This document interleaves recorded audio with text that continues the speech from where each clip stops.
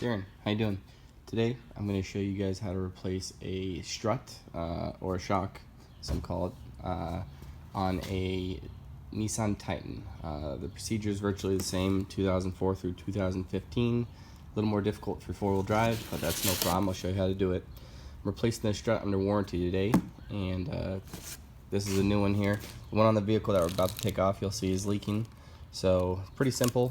Anybody could do it with a jack stand and a couple hand tools. So let me show you what we need to replace it, all the tools and tips and everything like that. Alright, so tools you're going to need to replace your shock is a 14mm socket. I'm using a 15 because my bolts are aftermarket, or my nuts that hold my shock in are aftermarket. But a 14 or 9/16 millimeter socket if your strut is original. 19mm wrench, 17mm wrench, and 7/8 wrench as well, or 21mm will work. And of course, use power tools whenever you can. And of course, the necessary hardware to remove your wheel. This is just a wheel lock that I have to remove.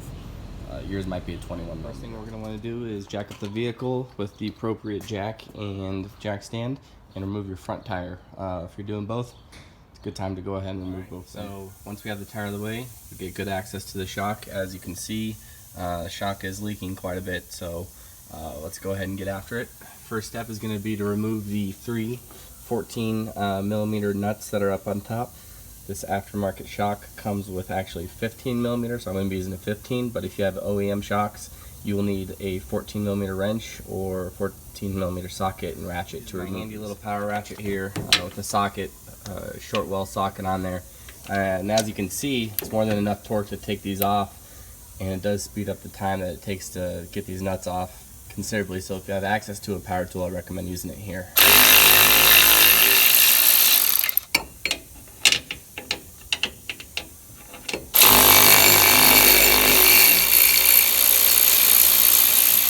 Remove the lower bolt that holds in the shock. I'm doubting this bolt is original. It doesn't look original. Yours probably is, but I'm using a 17mm and a, what is this? A 7/8, which is like a 21mm wrench to remove this lower bolt. So go ahead and do that at this time. Bolt out, we can actually take the coil over itself and remove it. Compare it to your new one. Let's do that. Just make sure it is the same. I know it's the same. It's this Monroe quick strut. Not the best quality, as you can tell. This is only about a year old and it's already leaking. Riley sells these with the lifetime warranty, so make sure you take advantage of that if yours is leaking. So you can see the part number there. There should be. So let's go ahead and throw it back in. I've done quite a few of these quick struts before. They're manufactured kind of cheaply, if that's a word. What you'll notice sometimes is that this bottom brace for the bolt down here will be cockeyed at an angle, and you have to take a pry bar and kind of straighten it and twist it a little bit. Yours may come like that. Mine actually, surprisingly, came right on to where I can go ahead and throw that bolt in. One tip that I do recommend is that you get these nuts up here just finger tight, and it'll allow you to have greater ability to put that long awkward bolt down here in place a lot easier. If you're having trouble installing your shock absorber or removing it, you can go ahead and remove your sway bar via your sway bar link. These are aftermarket links because we have a stiffer sway bar. Just helps. The original links weren't really up to the task, so we bought these from a company called PRG Products.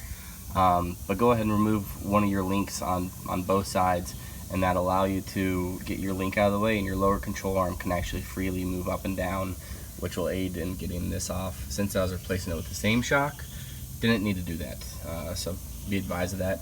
Also, once you get everything done, go ahead and schedule yourself an alignment. Anytime you change suspension components, it's a good idea to get your truck realigned. It's always a good habit to do. So I hope this video helps. Please like and subscribe, and see you next time.